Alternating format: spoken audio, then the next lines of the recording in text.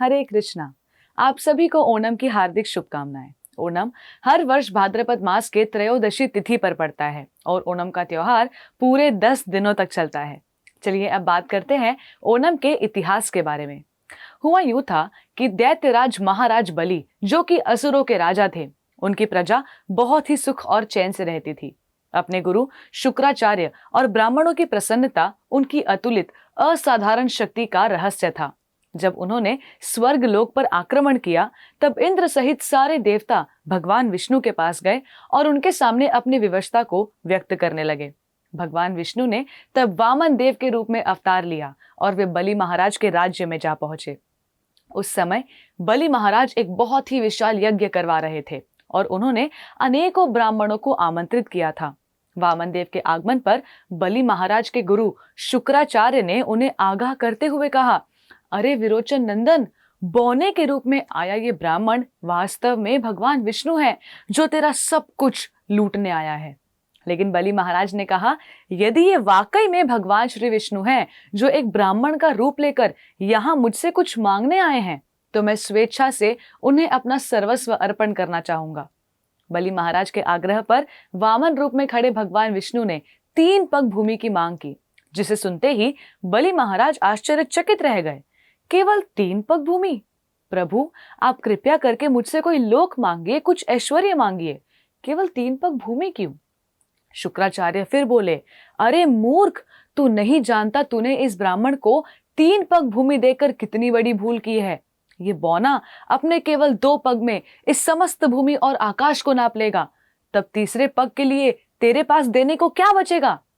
इस पर बलि महाराज कहते हैं, भगवान विष्णु को प्रसन्न करना मेरा एकमात्र लक्ष्य है। इस संसार, इस ब्रह्मांड में सब कुछ उन्हीं का है, और यदि वो स्वयं चलकर आए हैं और मुझसे दान में कुछ मांग रहे हैं, तो मैं उन्हें मना करने वाला कौन होता हूं?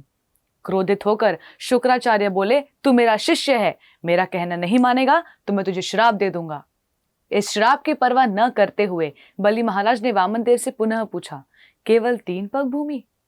इस पर वामन देव ने कहा कि यदि किसी व्यक्ति की इंद्रियां उसके नियंत्रण से बाहर हैं, तो चाहे वो तीनों लोकों की संपत्ति क्यों न प्राप्त कर ले, वो फिर भी असंतुष्ट रहेगा। इसलिए यदि मैं 3 पग भूमि में संतुष्ट नहीं हूं, तो मैं संपूर्ण भूमंडल के 7 द्वीप प्राप्त करके भी संतुष्ट नहीं होऊंगा। अधिक संग्रह करने की मेरी लालसा नहीं, इसलिए मुझे केवल 3 पग भूमि का ही दान दो। पहले 2 पग में ही वामन देव ने सभी लोकों को नाप लिया। जब बलि महाराज के अनुयायियों ने यह दृश्य देखा, तो वे सब क्रोधित होकर चिल्लाने लगे।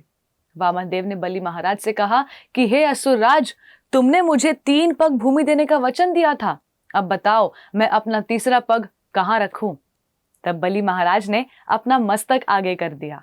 इससे वामन देव बहुत ही प्रसन्न हुए और कहा कि मैं तुम्हारे समर्पण से प्रसन्न हूं और इंद्रलोक से भी 100 गुना अधिक श्रेष्ठ लोक तुम्हें देना चाहता हूं, जहां पर मैं स्वयं तुम्हारा द्वारपाल बनूंगा और माया और समय के प्रतिकूल प्रभावों से उसकी रक्षा करूंगा।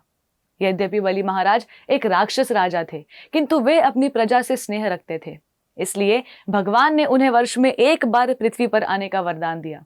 तब से ओणम का आखिरी दिन तिरुओणम वो दिन है जब बलि महाराज पृथ्वी पर अपनी प्रजा से मिलने आते हैं और सबको खुशी और संपन्न देखकर वापस चले जाते हैं।